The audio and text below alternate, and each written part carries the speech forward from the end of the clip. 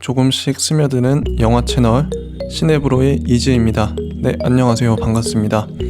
오늘 할 영화는 팀 버튼의 미스 페레그린과 이상한 아이들의 집입니다. 2016년 작이고요. 1958년 8월 25일생인 팀 버튼 감독님은 미스 페레그린을 찍을 2016년 당시에 만으로 57세였습니다. 2021년 올해 기준으로 만 62세이신 거죠. 물론 1937년생인 리들리 스콧은 현재 만 83세라는 누가 봐도 적지 않은 연세에도 불구하고 그야말로 노장 투혼을 발휘하여 영화 3편을 동시에 작업하고 계세요. 그래서 리들리 스콧에 비하면 팀 버튼 감독님은 결코 그렇게 많은 나이라고 할 수 없겠죠. 하지만 올해 만 62세가 결코 적은 나이라고도 할 수 없는 게 사실입니다.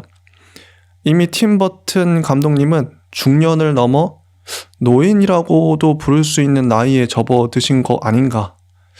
이쯤에서 팀 버튼 감독님의 이 영화를 보고 또 나이를 보니 이 영화의 의미를 조금은 알 수 있을 것 같습니다. 저는 이 영화를 보면서 왠지 팀 버튼 감독님이 자신의 영화 인생을 슬슬 정리하고 계신다는 예감을 좀 받았어요. 사람이 나이가 어느 정도 들면 자연스레 자신의 과거를 돌아보고 싶은 법이죠. 특히나 특정 분야에서 이름을 날릴 걸출한 아티스트라면 자신의 예술 작품들을 집대성해서 한 편으로 요약 정리해 보여주고픈 욕망이 자연스레 생기리라고 봅니다. 물론 저는 팀 버튼 감독님이 어느 날 갑자기 은퇴 선언을 하리라고 보진 않습니다. 팀 버튼 감독님의 개인 사정이야 제가 일일이 다 알 수는 없지만 그를 사랑하는 팬의 입장으로 팀 버튼 감독님이 죽기 직전까지 부디 영화를 찍어주셨으면 좋겠어요. 저는 지지난 시간 다크 섀도우 편에서 팀 버튼 감독님의 영화 장르를 나름대로 정의해봤습니다. 그 장르명은 바로 이렇습니다.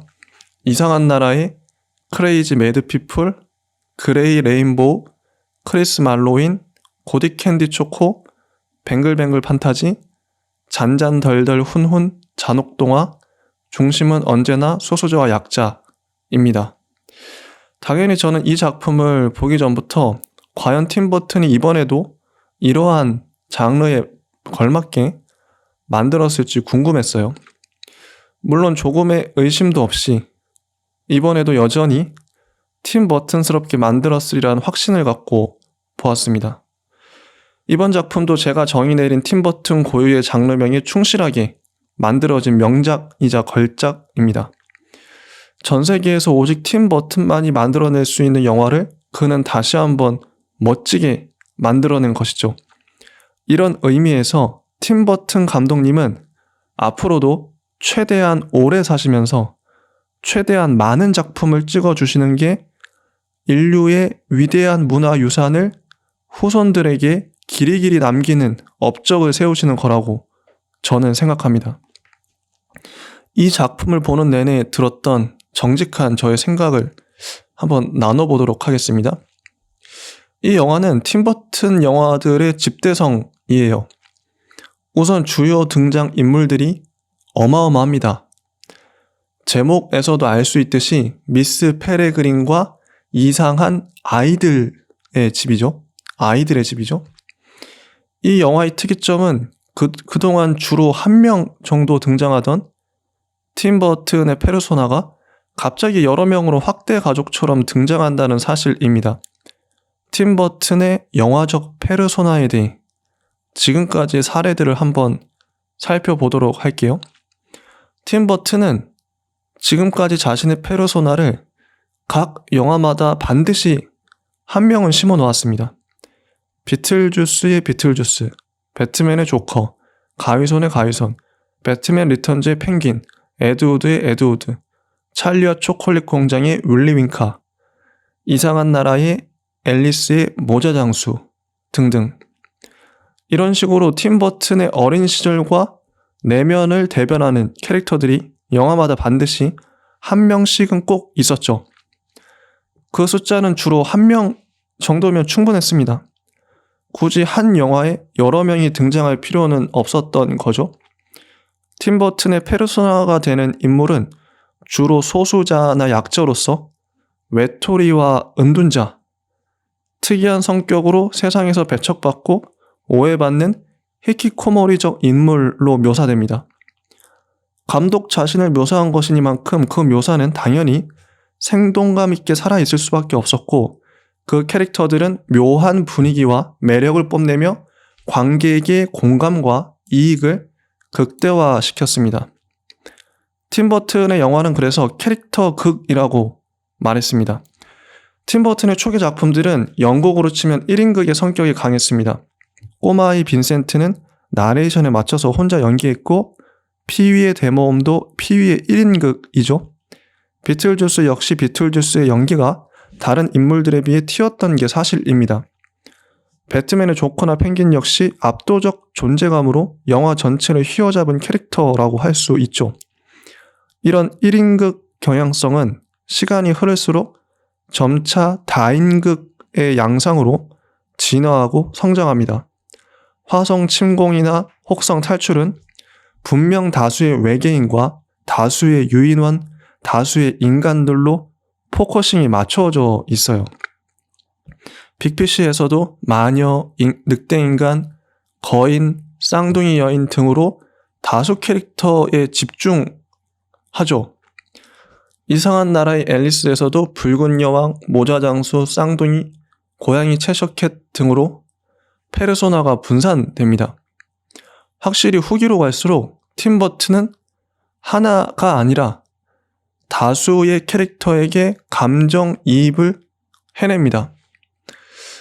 영화 미스 페레그린과 이상한 아이들의 집에서 팀 버튼은 어린이집 원장 미스 페레그린을 비롯하여 제이크, 엠마, 에녹, 브론윈, 피오나, 휴, 클레어, 올리브, 밀라드, 호레이스, 쌍둥이까지 이 모든 캐릭터들에게 자기 자신을 투사합니다.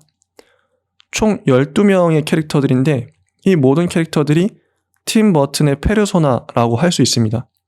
데뷔작 빈센트에서 자기 목소리조차 내지 못해서 나레이션하는 성우의 입을 통해 말할 수밖에 없었던 그런 나약한 10살짜리 꼬마 아이는 어느새 이렇게 성장하여 12명이나 되는 캐릭터들을 한 명도 소홀히 하거나 놓치지 않고 온전히 도맡을 수 있게 되었습니다. 이런 맥락에서 팀 버튼의 영화는 팀 버튼 자신의 성장담과도 같습니다. 분명 팀 버튼은 1982년 빈센트보다 2016년 미스 페레그린과 이상한 아이들의 집으로 성장했고 성숙했습니다. 미스 페레그린의 인물들을 보고 있노라면 한 가족처럼 느껴져요. 그들은 영원히 나이 들지 않고 실제로도 영원히 같은 시간 안에서 같이 살을 부대끼며 살아가므로 가족과도 같습니다. 팀 버튼은 이번 영화에서 미스 페레그린을 비롯한 그 모든 아이들 캐릭터를 하나하나 살려냅니다. 그 아이들은 팀 버튼의 분신과도 같죠. 실로 엄청난 집중력이자 의지이며 이입입니다. 특히 이 영화에 등장하는 아이들의 면면을 살펴보면 아이들은 엑스맨에 등장하는 뮤턴트들처럼 각자 고유한 능력을 갖고 있어요. 이 영화는 얼핏 보면 팀 버튼식 엑스맨 같다는 인상이 강합니다. 엑스맨에서는 날씨를 조작하는 캐릭터, 힘이 장사인 캐릭터, 눈에서 불을 뿜는 캐릭터, 엄청난 속도로 달리는 캐릭터 등등이 나오죠. 엑스맨을 비롯한 어벤져스 같은 다수의 히어로들이 등장하는 히어로물의 가장 중요한 포인트는 각각의 등장 인물들의 개성을 얼마나 관객들에게 매력적으로 어필하냐입니다. 어벤져스만 하더라도 헐크는 힘이 세고 캡틴 아메리카는 정의롭고 아이언맨은 기계를 잘 다루고 호크아이는 활을 잘 쏘고 토르는 망치와 번개를 잘 씁니다. 이러한 캐릭터별 특징을 영화 상영 중간중간 잘 보여주기만 해도 성공이죠. 실제로도 어벤져스에서 우리는 해당 캐릭터가 등장할 때마다 이미 그 이전에 영화들에서 충분히 쌓아온 그 캐릭터만의 성격과 역사와 능력들을 그 짧은 시간 동안 충분히 곱씹고 맛보고 즐기고 웃으며 봤던 거예요. 그래서 히어로물 역시 팀 버튼의 영화처럼 캐릭터 극이었던 거죠. 캐릭터 자체를 즐기는 게 본질이죠. 자, 이런 맥락에서 오늘 다룰 영화 미스 페레그린과 이상한 아이들의 집을 보면 각각의 아이들 캐릭터가 얼마나 분명하게 잡혀 있는지 알 수 있습니다. 우선 영화 설정상 인간과 별개의 존재인 별종이란 존재들이 있어요. 별종은 인간 중에서도 특별한 유전자를 타고난 열성 존재들입니다. 별종들은 다양한 능력을 쓸 줄 알죠. 별종들을 지키고 보호하는 임무를 가진 존재들이 인브린이라는 존재예요. 인브린은 새로 변신해서 날아다녀요. 인브린들은 세계 각지에 흩어져 있는데 각각의 인브린들이 별종 아이들을 어린이집처럼 양육하고 있습니다. 인브린은 아이들을 지키기 위해 루프를 사용합니다. 루프는 특정 날짜의 24시간을 무한히 반복하는 능력이에요. 루프를 사용하면 아이들을 무한히 반복되는 24시간 속에서 영원히 지켜낼 수 있어요. 이 24시간 안에 머무르면 늙지도 않습니다. 자, 그 다음에 할로우 게스트는 인브린과 별종 아이들을 노리는 괴물들입니다. 원래는 과학자를 비롯한 사람들이었는데 인브린의 루프 능력을 빼앗아 영생을 얻으려다가 괴물로 변해버린 사람들이에요. 할로우 게스트는 별종 아이들의 누나를 빼먹으며 사람이 되기 위해 노력합니다. 할로우들은 투명하기 때문에 눈에는 보이지 않아요. 그래서 세계 각지의 인브린과 별종 아이들은 무방비로 할로우들의 기습에 당할 수밖에 없었습니다. 영화에서도 할로우로부터 별종 아이들을 지키려는 인브린과 주인공의 분투가 주요 갈등 스토리입니다. 할로우들은 거대하게 생겼고 손에 칼날 같은 걸 달고 있어요. 입에서 촉수를 뿜어내며 공격합니다. 자, 이쯤에서 영화에 등장하는 별종 아이들을 살펴보겠습니다. 주인공 제이크는 할로우를 볼 수 있는 능력을 타고난 별종이에요. 제이크만이 할로우를 볼 수 있습니다. 엠마는 몸이 너무 가벼워서 풍선처럼 하늘에 둥둥 떠다녀요. 그래서 엠마를 줄로 묶어야 돼요. 엠마는 늘 자신의 몸이 날아가지 않게 강철 신발을 신고 다닙니다. 엠마는 공기를 자유자재로 다루는 능력이 있어요. 그리고 에녹은 심장을 여러 개 갖고 다니면서 꼭두각시를 조정하는 능력이 있습니다. 이 심장을 죽은 사람 몸에 심으면 그 사람이 되살아나 에녹의 명령대로 움직여요. 이 심장을 인형이나 코끼리 같은 기계, 해골 같은 죽은 사물에 넣어도 그 사물은 살아 움직입니다. 그리고 브론윈은 꼬마 소녀인데 힘이 장사라서 돌도 들고 거대한 의자도 가볍게 들어버립니다. 피오나는 식물의 성장을 촉진하는 능력을 갖고 있어요. 작은 당근도 거대하게 만들어 버립니다. 그리고 휴는 온몸에 벌이 붙어 있어요. 입에서 벌을 내뿜기도 합니다. 몸이 벌집 같은 아이인 거죠. 클레어는 수줍음 많은 꼬마 소녀인데 뒤통수에 괴물 입이 달려 있어서 뭐든 먹어 치웁니다. 올리브는 불을 자유자재로 달아요. 손만 대면 찻잔이 끓고 화로에 불도 붙일 수 있습니다. 밀라드는 투명 인간이에요. 옷을 다 벗고 맨몸으로 다니면 아무도 보지 못합니다. 호레이스는 자신이 꾼 꿈을 자신의 눈을 통해서 영사기처럼 활용해서 모든 이들에게 꿈을 보여줄 수 있어요. 이 꿈은 예지몽이라서 미래의 일들을 예언하는 역할을 합니다.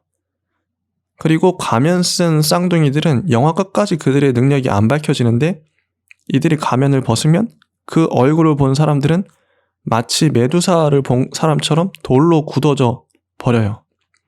자, 지금까지가 별종 아이들의 능력입니다. 엄청 많죠? 한 명 한 명이 흥미로운 능력을 갖고 있습니다. 영화에도 이 아이들의 능력은 적절한 위치에서 적절하게 쓰여요. 기존의 엑스맨이나 어벤져스 같은 히어로물과 같은 맥락에서 이 영화도 각각의 별종 아이들의 능력들을 잘 활용하고 있고 매력 있게 잘 보여주고 있기 때문에 성공적인 영화라고 할 수 있겠습니다. 자, 다시 정리해보면 이 영화는 팀 버튼의 지금까지의 필모그래피를 집대성하는 영화로서 1인극이 아닌 다인극으로서 팀 버튼식 페르소나의 향연을 만끽할 수 있는 영화입니다.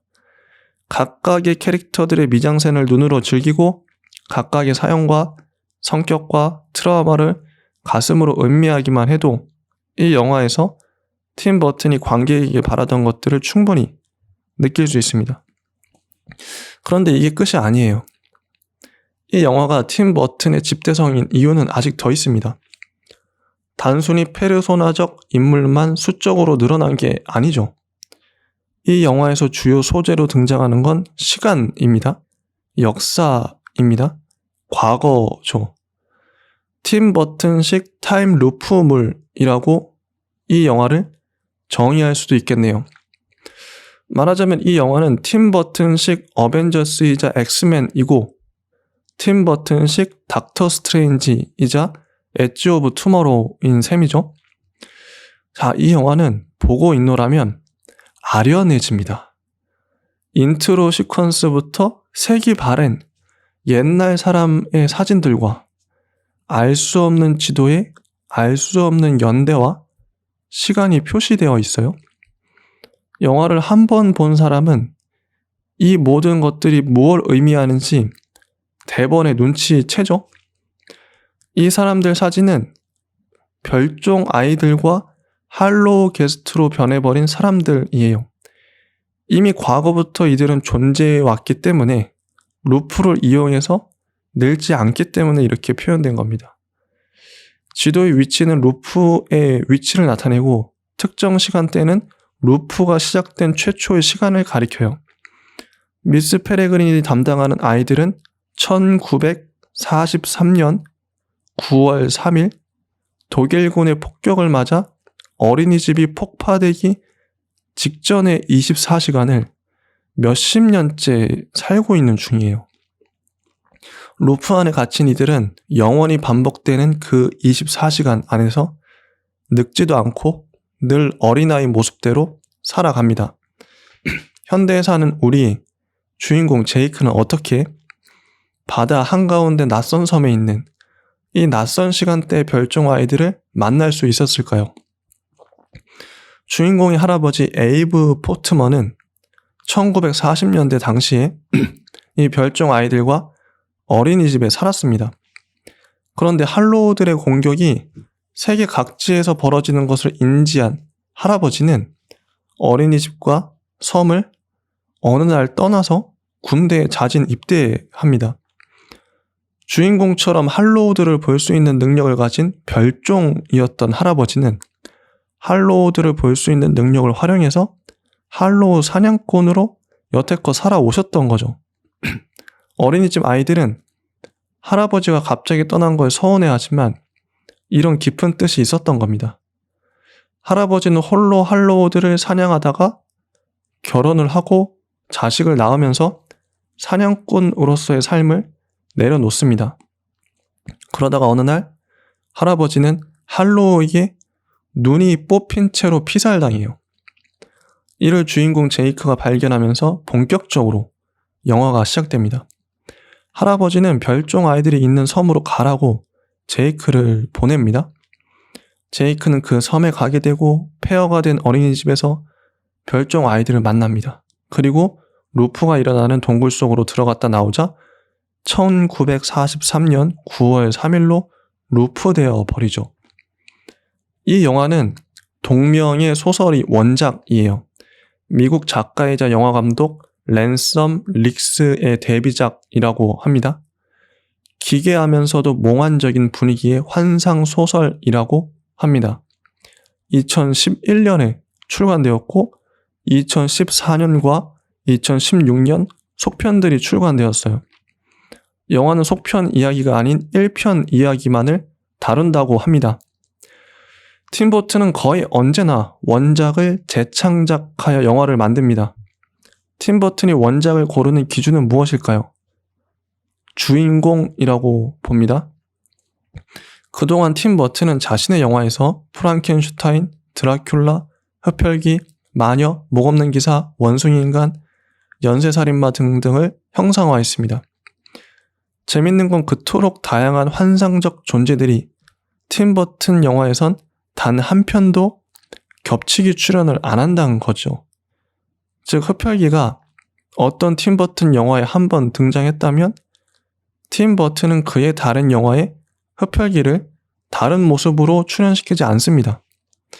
이미 경험해 보았고 이미 캐릭터로 만들었고 이미 충분히 음미했으니 다른 캐릭터로 넘어가자는 거죠. 이런 맥락에서 이번 작품에 투명인간, 벌인간, 힘이 장사인 아이, 하늘을 나는 아이, 불을 쏘는 아이, 심장을 가지고 꼭두각시를 만드는 아이, 사람 눈가를 뽑아먹는 괴물, 이런 것들이 한꺼번에 폭발적으로 등장한 건 팀 버튼의 그간 창고에 쟁여놨던 모든 캐릭터들을 한꺼번에 풀어버린 느낌이 들어요. 사실 투명 인간 한 명만으로도 충분히 그럴듯한 영화 한 편을 만들어낼 수 있습니다. 그런데 이토록 아까운 캐릭터들을 팀 버튼은 이번 한 편에 12명 중 1명으로 만들어버려요. 이건 무슨 의미일까요? 12명이나 되는 캐릭터들을 다 쏟아버리다니. 저는 팀 버튼이 이제 미련 없이 남김없이 자신의 캐릭터들을 모두 뽑아내었다고 봅니다. 이제 정리할 때가 되었다고 느낀 것이겠죠. 이 정리가 무슨 뜻인지는 시간이 지나보면 자연스레 밝혀질 것이라고 예상합니다. 지금은 단지 추측할 수밖에 없죠. 긍정적인 의미로 보자면 이 정리란 기존에 진부한 캐릭터들을 다 털어버리고 전혀 새로운 캐릭터로 넘어가 보자는 감독의 결단으로 보이기도 합니다. 팀 버튼은 그동안 익숙하고 낯익은 빌런들을 자신만의 스타일로 재창조하는데 능숙했죠.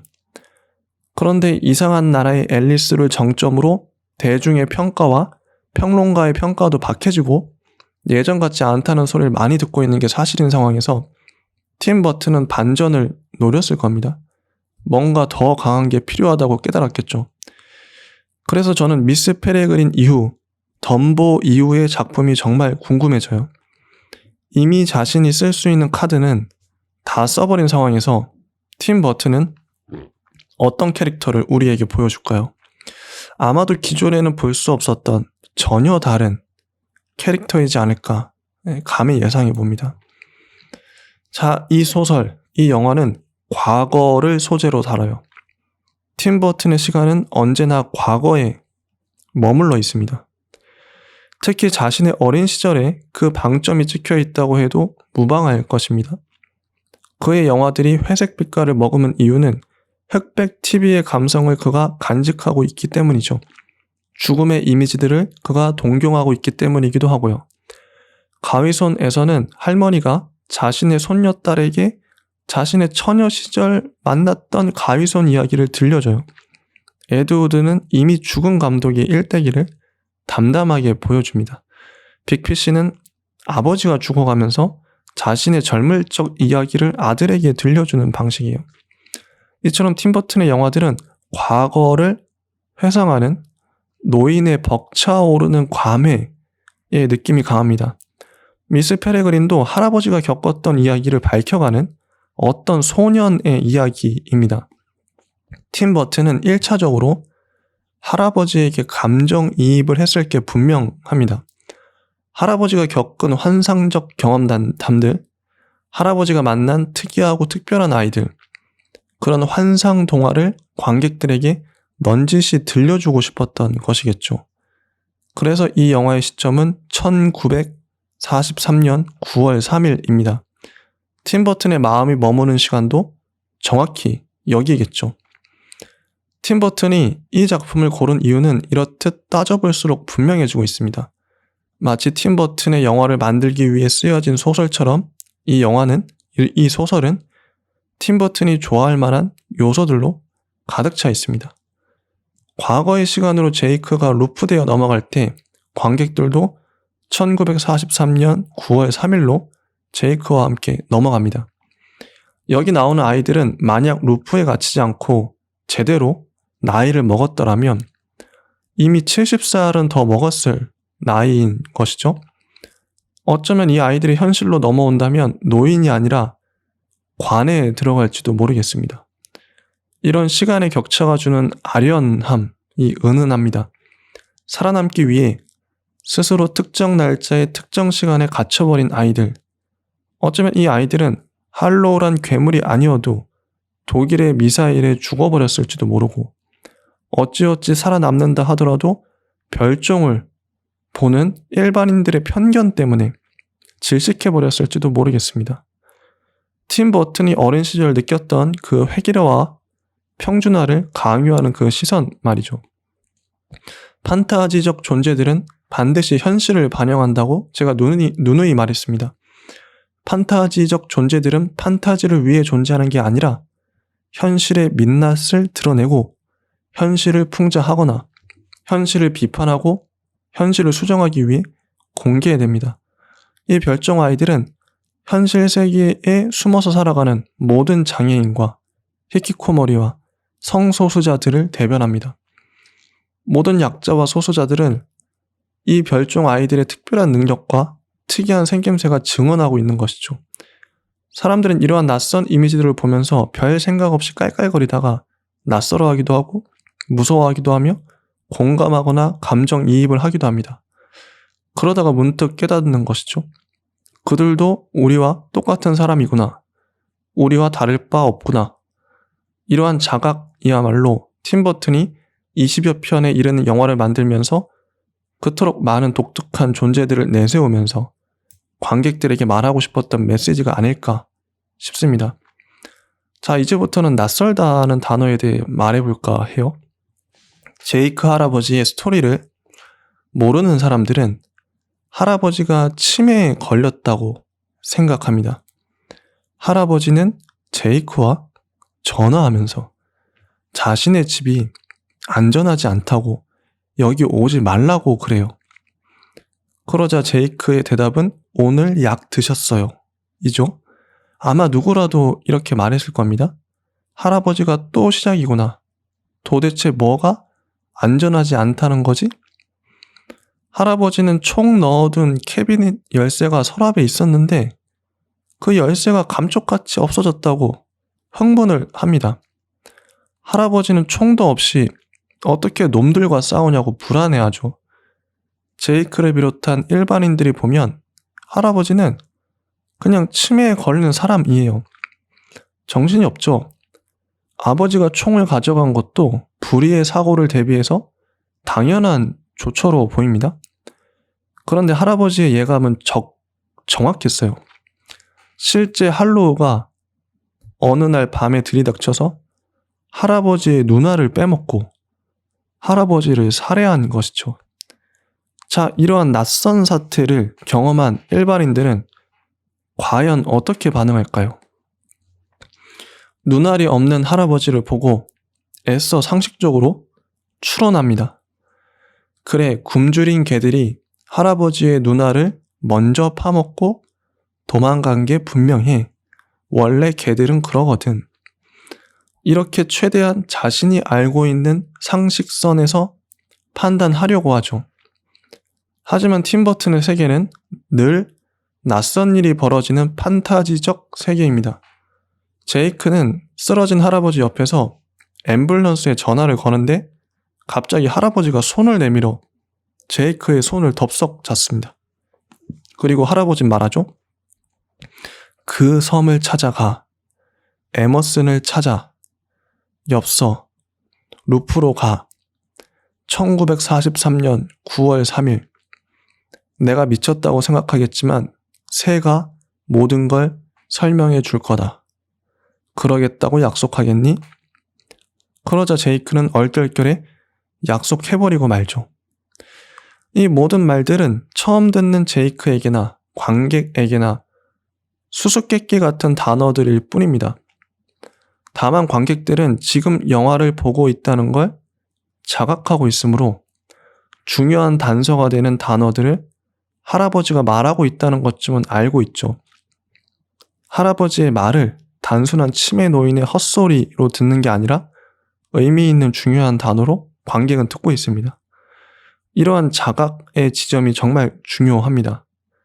영화에 나오는 사람 중 제이크 말고는 모든 이들이 할아버지를 치매 노인이라고 생각하기 때문에 할아버지의 말은 공기 중에 흘러가는 소음일 뿐이죠. 사실상 모든 약자와 소수자의 음성이 이러합니다. 아무리 진실을 말해도, 사실을 말해줘도, 간절히 부르짖어도 사람들은 들은 채 만취하죠.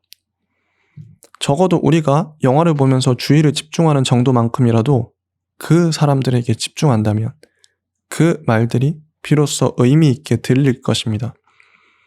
팀 버튼은 자신의 영화를 통해 내내 무의미한 말은 없다고 귀 기울여 들으라고 말하고 있는 것이죠. 자, 이제 계열화 이야기를 해야 합니다. 할아버지가 죽었는데 눈알이 없어요. 대부분 사람들은 상식적인 선에서 계열화를 하죠. 할아버지 눈은 개들이 파먹었다고 말이죠.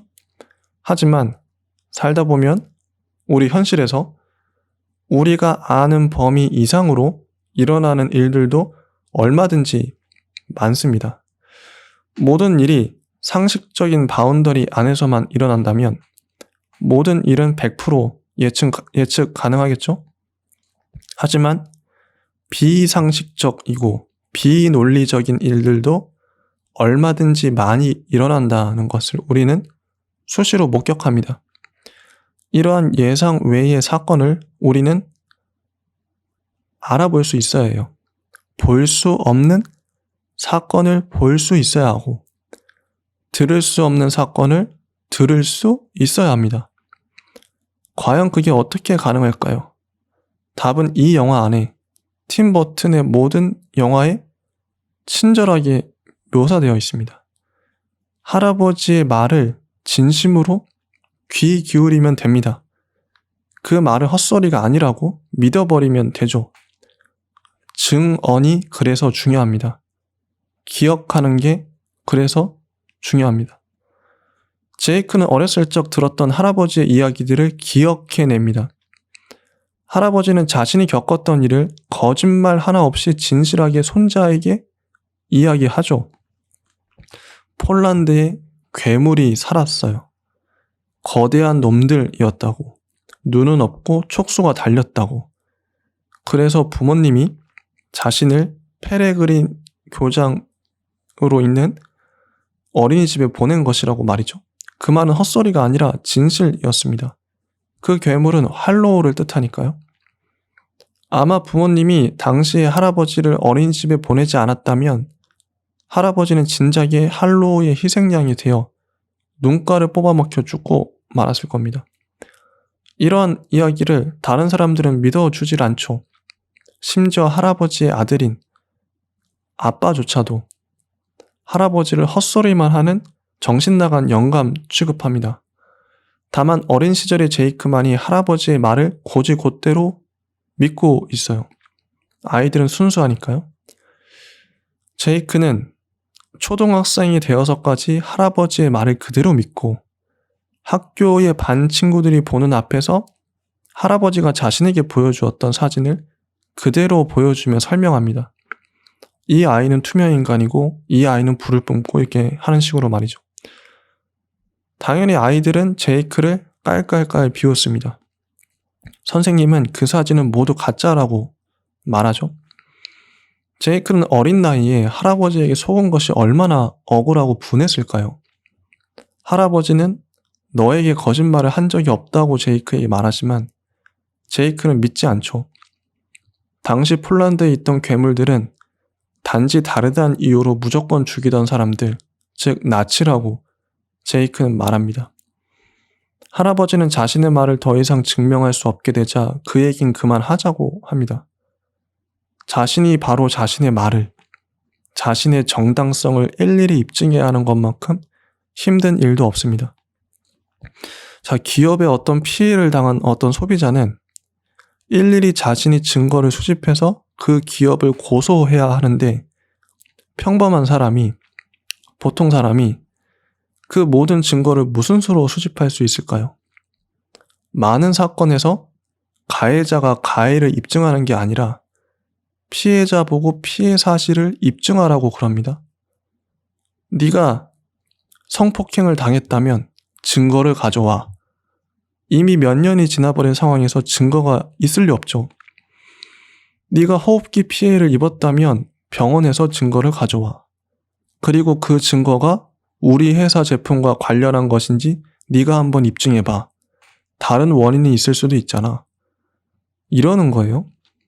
이건 애초부터 불리한 싸움인 겁니다. 할아버지가 자기 말을 어떻게 입증할 수 있을까요?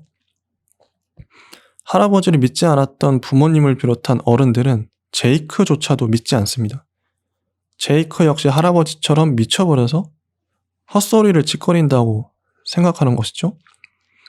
제이크는 부모님과 정신과 상담을 받는 자리에서 치료 목적으로 외딴 섬에 가야 한다고 주장합니다. 정신과 의사는 제이크가 그 섬에 가서 어린이집의 실제를 마주하면 현실과 판타지를 구분하게 될 거라고 가보는 게 좋겠다고 말하죠. 사실 이 정신과 의사는 할로우 게스트의 우두머리 바론이었어요. 바론의 능력은 자신의 외모를 자신이 원하는 대로 바꿀 수 있는 능력이 있어서 변장하고 있었던 겁니다. 바론은 제이크를 외딴 섬에 보내어 그 섬에 존재하는 루프를 찾아내고 미스 페레그린과 별종 아이들을 찾아내려 했던 거죠. 자, 제이크와 케언 홈 섬에 같이 간 아빠는 한가롭게 바닷가에서 새 관찰하는 것에만 관심이 있어요. 반면 제이크는 어린이집을 찾아가서 할아버지 죽음의 진실을 알아내는 것에 관심이 있죠. 아버지는 오히려 이런 제이크를 감시하고 이상한 곳에 가지 못하게 막는 걸림돌 같은 존재로 작용합니다. 할아버지의 말을 믿었던 제이크는 폐허가 된 어린이집에서 별종 아이들을 발견합니다. 그리고 온갖 난관을 헤치고 결국 할아버지를 되살려내고 할로우 게스트에게 사로잡힌 인물인 전체를 구출해내죠. 물론 별종 아이들도 구해내고요. 여기서 부모님을 비롯한 섬의 어른들은 제이크의 일을 방해하는 역할밖에 안 합니다. 판타지는 은유라고 했죠. 현실 세계의 풍자이자 반영이라고 했습니다. 기성세대는 진실을 외면하고 정의가 구현되는 걸 오히려 가로막습니다. 세상을 변화시킬 수 있는 건 어린 세대입니다. 세상에 물들지 않은 순수한 이들만이 희망이죠. 자, 게어라 이야기를 다시 이어서 해볼게요. 만약 여러분이 제이크였다면 어떻게 했을까요? 할아버지가 죽으며 남긴 유언을 진실로 받아들였을까요? 여러분은 과연 할아버지 눈이 뽑힌 채 죽은 모습을 보고 할로우 게스트와 별종 아이들과 인볼인을 하나로 엮어 즉 게어라하여 생각할 수 있으십니까? 인간 세계의 일들 대부분이 익숙한 계열을 타고 흐르죠. 어느 정도 나이를 먹으면 증거 몇 개만 봐도 사건의 계열이 거의 정확하게 예측됩니다. 대부분의 살인사건이나 강도의 이유는 원한, 돈, 우발적 사고 때문이겠죠? 하지만 살면서 우리는 기존의 관념이나 경험으로는 포착되지 않는 낯선 사건들을 반드시 만납니다. 제이크가 별종 아이들을 만나고 인볼인을 만나고 할로우 게스트를 만나는 이런 사건은 살면서 누구나 겪는 그런 보편적 사건이 아니라 지극히 특수한 사건임은 틀림없습니다. 사실상 거의 모든 영화와 드라마, 웹툰, 소설 같은 이야기, 즉 서사를 다루는 매체들은 이러한 특수한 사건들을 다룹니다. 좀 더 정확하게 말하면 특수하고 특이한 사건 속에 숨어있는 보편적 가치와 보편적 메시지를 다루죠. 자, 그렇다면 우리는 낯선 사건, 낯선 인물, 낯선 증거들을 어떻게 포착할 수 있을까요? 계열화의 낯선 선분을 이어서 새로운 사건을 새로운 시각으로 지각하는 것, 이것은 현대 철학의 과제이기도 합니다. 팀 버튼의 영화를 보는 것은 낯선 사건과 낯선 인물들을 이해하는 좋은 교재로 작동하죠.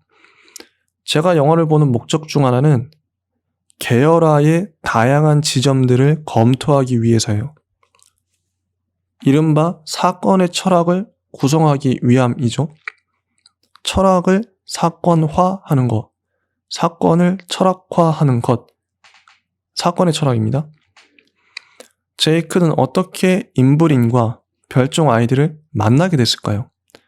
자, 할아버지가 죽은 걸 목격하고 할아버지에게서 들은 말들을 다시 떠올려보죠. 그 섬을 찾아가, 에머슨을 찾아, 엽서, 루프로가 1943년 9월 3일. 내가 미쳤다고 생각하겠지만 새가 모든 걸 설명해 줄 거다. 이 말들이 사건의 계열화를 구성하는 중요한 단서이자 포인트가 됩니다. 우선 제이크는 섬으로 가죠. 그리고 폐허가 된 어린이집 안으로 들어갑니다. 어린이집을 둘러보다가 우연히 별종 아이들을 마주치죠. 별종 아이들은 루프 속에 숨어 살면서 제이크가 이곳에 오기를 기다렸습니다. 즉, 낯선 사건을 마주하는 건 나의 노력만으로 되지 않고 낯선 이들의 적극적 개입이 필요합니다.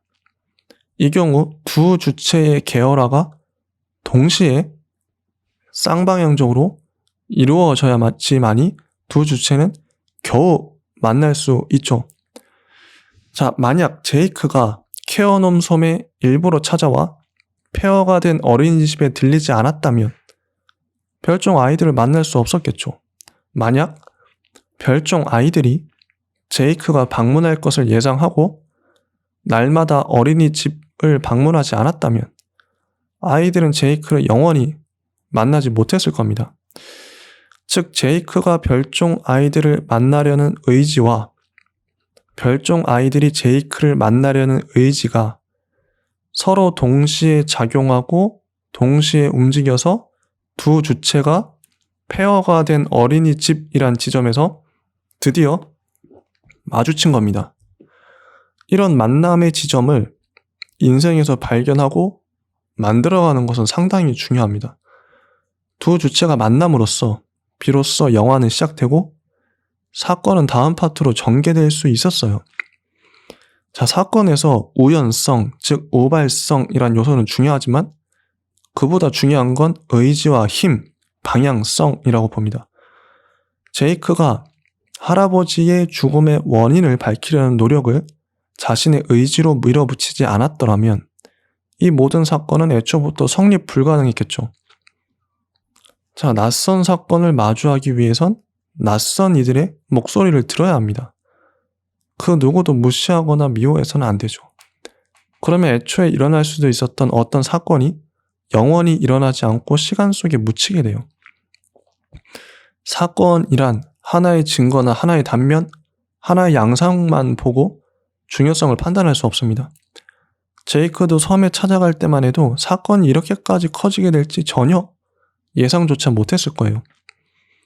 계열화의 선은 하나의 요소만 뒤바뀌어도 전혀 다른 양상으로 전개됩니다. 영화는 말 그대로 만들어진, 조작된 사건이기에 가장 흥미진진하거나 가장 바람직하거나 가장 감동적인 계열화의 선들을 그리도록 사건을 임의로 배치하고 조정하죠. 그래서 영화란 가장 극적인 계열화의 시뮬레이션입니다. 사건과 계열화에 대해서는 앞으로도 꾸준히 이야기할 것이에요. 오늘은 여기까지 하도록 하겠습니다. 게어라 얘긴. 자, 제이크는 1943년 9월 3일에 어린이집에서 미스 페레그린과 별종 아이들과 함께 머물면서 자연스레 아이들 각각의 능력을 봅니다. 팀 버튼의 취향이 이때 고스란히 드러나죠. 여러분이 만약 별종 아이들의 능력을 세팅할 수 있다면 어떤 능력을 부여하시겠습니까? 아마도 그 능력들은 여러분의 취향과 선호를 긴밀히 반영할 것입니다. 우선 에녹은 펄떡이는 심장을 기계에 심어서 꼭두각시처럼 조종해요. 마치 토이스토리 1편에 나왔던 섬뜩한 얼굴의 장난감처럼 생긴 칼을 든 인형을 에녹은 심장을 심어서 조종합니다. 두 인형은 칼을 들고 싸우는데 결국 한쪽이 다른 한쪽의 심장을 찔러 이기죠. 이 광경을 에녹과 클레어는 박수를 치며 흥미진진하게 바라봅니다. 자, 에녹이란 캐릭터는 가장 팀 버튼다운 캐릭터 아닌가 싶습니다. 그리고 클레어는 소녀인데 뒤통수에 괴물 입이 달려 있어요. 식사 시간에 개걸스럽게 고기 덩어리를 먹는 모습이 소녀의 천진난만한 얼굴과 대비되어 괴상하게 느껴집니다. 이 캐릭터 역시 팀 버튼적이죠. 또한 호레이스란 소녀는 꿈을 꾼 내용을 눈에 영상기 같은 것을 달아서 눈앞에 보여주는 능력이 있습니다. 이 꿈은 예지몽이나 짧은 시일 안에 일어날 어떤 사건을 보여주죠. 이 캐릭터도 재밌습니다. 그리고 쌍둥이 아이들은 평소에 복면을 하고 다니는데 그 얼굴을 안 보여주는 이유가 나중에 나오죠. 거의 막바지에 아이들이 복면을 벗으면 아이들의 얼굴을 보는 순간 적은 메두사처럼 돌로 굳어져 죽어버립니다. 참 무서운 능력이죠. 이런 것들 속에서, 이런 캐릭터 속에서 팀 버튼의 취향이 드러난다고 볼 수 있습니다. 이 영화에는 명장면이 여럿 나와요. 미스 페레그린이 비 내리는 야외 마당에 아이들을 모아놓고 타임루프하는 장면입니다. 전축기에서는 런 레빗 런 레빗 하는 노래가 유유히 흘러나와요. 하늘에는 독일 전투기들이 지나갑니다. 독일 폭격기 한 대가 폭탄을 투하하는데 이 폭탄이 어린이집에 떨어지기 직전에 미스 페레그린은 시계를 뒤로 돌립니다. 순간 내리던 빗방울은 멈추고 폭탄도 어린이집에 닿기 직전에 멈춰요. 시계를 계속 돌리자 밤이 낮이 되고 다시 낮이 밤이 됩니다. 시간은 이제 1943년 9월 2일 목요일이 되었어요. 24시간 이전으로 돌아간 것이죠. 이것도 명장면이고, 그리고 제이크가 엠마라는 별종과 바닷속에 침몰한 그 유람선 내부의 수영에 들어가요. 엠마가 뱃속의 어떤 장소에 들어가서 문을 닫고 바닷물을 모조리 날려서 빈 공간을 만들어내는 이 장면도 대단한 볼거리입니다. 판타지에 어울리는 환상적 장면이죠. 그리고 미스 페레그린이 제이크에게 설명하는 할로우 게스트의 탄생 장면도 잘 표현되었어요.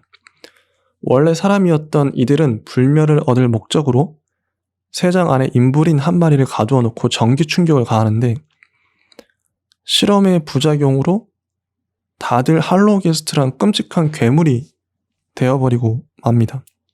할로우들은 다시 인간이 되기 위해 별종들의 눈을 뽑아 먹어요.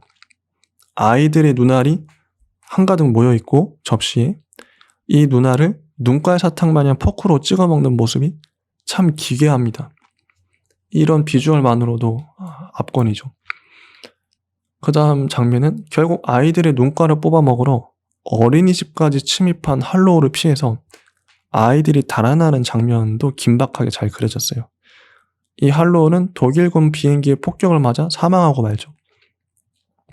아이들은 바론에게 붙잡혀간 인물인 미스 페레그린을 구출하기 위해 바닷가에 수몰된 난파선을 다시 물 위로 끌어올립니다. 엠마가 배 안에 들어찬 바닷물을 바람을 불어 날려버린 덕분이죠. 그리고 어떤 부두에 도착한 이 아이들은 할로우들과 결전을 벌입니다. 이 전투 장면 역시 잘 만들어졌습니다. 꼭 한번 보시길 바래요. 에녹은 난파선 안에 있는 해골들에게 심장을 심어 할로우들과 전투하게 합니다. 이 장면도 되게 좋습니다. 그리고 서커스장 안에서 싸우는 별종 아이들과 할로우들의 싸움도 재미가 있어요. 각자의 능력을 활용해서 싸우죠. 여기서 이제 결국 인브린을 다 풀어줍니다. 아이들이 이기죠.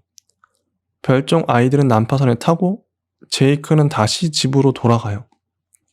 할아버지가 살아있는 것을 확인합니다. 할아버지는 제이크를 보고 제이크가 사랑하는 엠마를 찾아가라고 말하죠.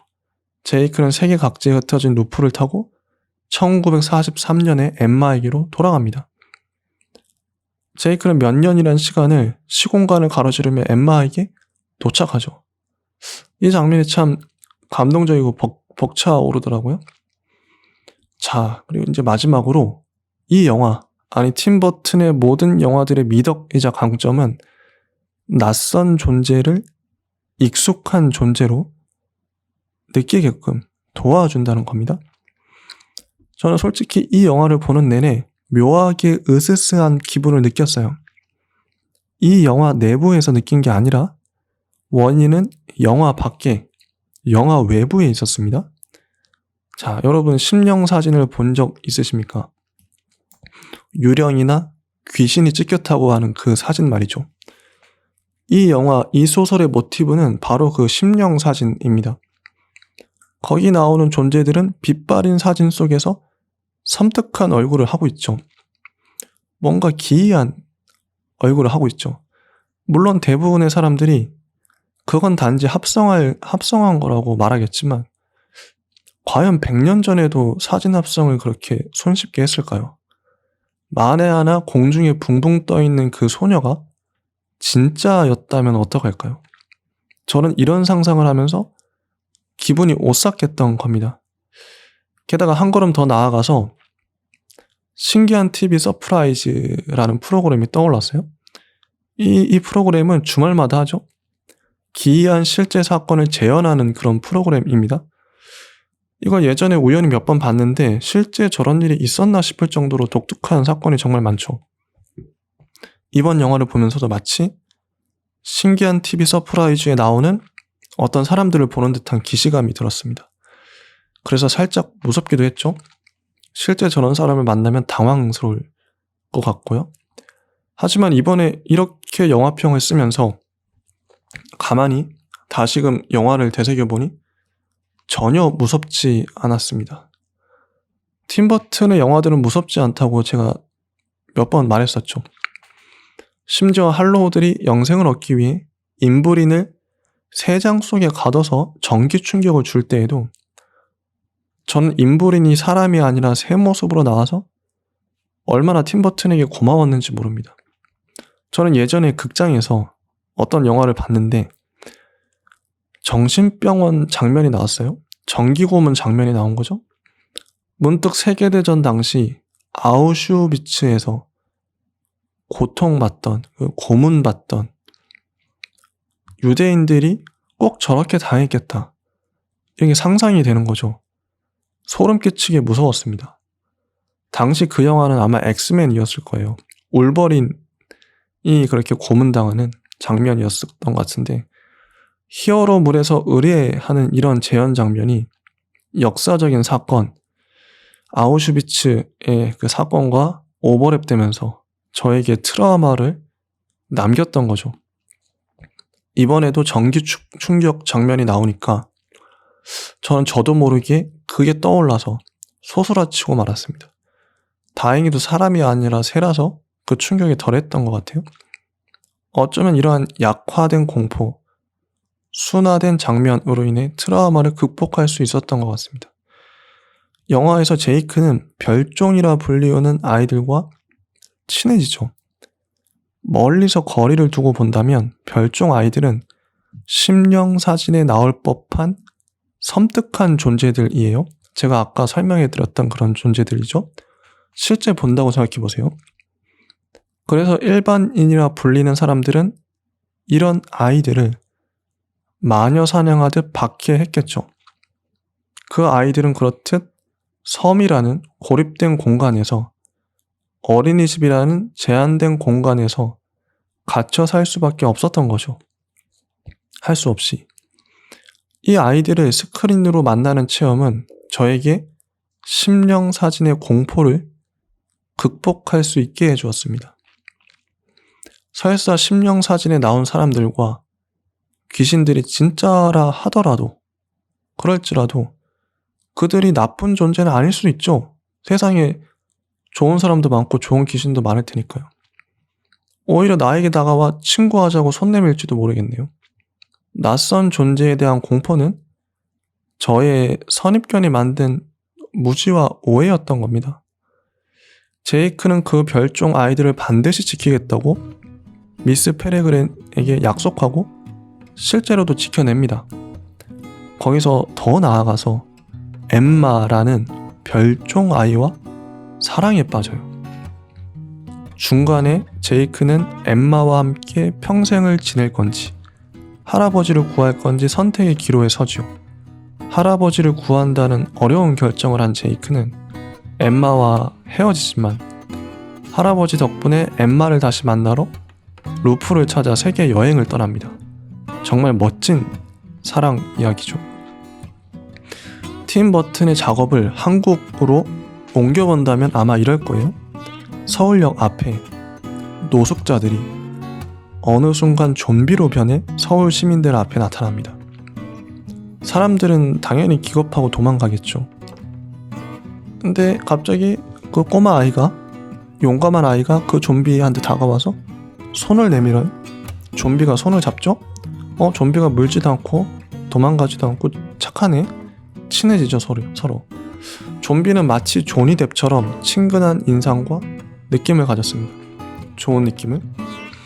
관객들은 이 영화를 보면서 자연스레 서울역 앞 노숙자들에게 친근감을 느낍니다. 팀 버튼의 영화는 이렇게 낯선 자들을 따뜻하게 받아들이도록 환대하는 역할을 합니다. 이 영화도 우리에게 호소하고 있어요. 세상의 모든 약자와 소수자들을 따스하게 감싸 안으라고 말이죠. 심지어 제이크처럼 사랑하라고 말이죠. 자, 문득 영화 제목을 미스 페레그린과 이상한 아이들에서 미스 페레그린과 특별한 아이들로 바꾸고 싶네요. 낯선 사람들은 처음엔 이상해 보여도 정이 들고 익숙해지면 특별한 사람으로 보이는 법이니까요. 아마 여러분들도 이 작품을 보시고 나면 이상한 아이들이 특별한 아이들로 보이실 겁니다. 세상 모든 사람들은 따지고 보면 특별한 사람들이죠. 네, 여기까지가 제가 준비한 그 평론이었고요. 이제 한 편 남았습니다. 한 편 덤보가 남았네요. 오늘도 좋았습니다. 지금까지 조금씩 스며드는 영화 채널 시네브로의 이지였습니다. 감사합니다.